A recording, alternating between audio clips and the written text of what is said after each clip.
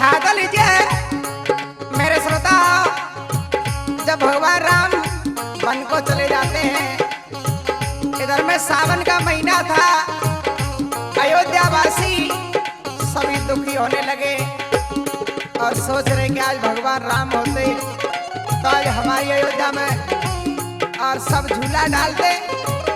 क्या कह रहे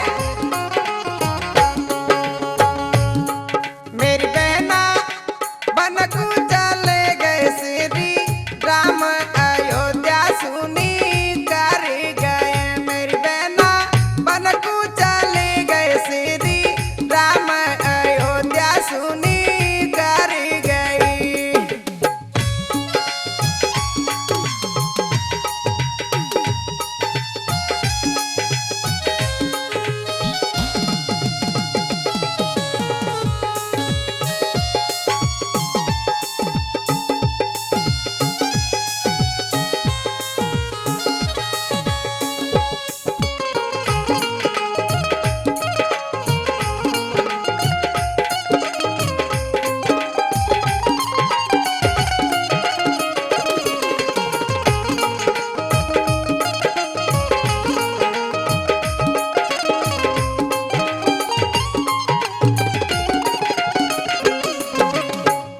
और भैया भल्ला क्या कह रहे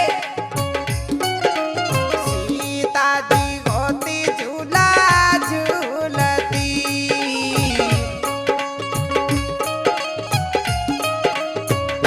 ए सीता जी होती झूला झूलती।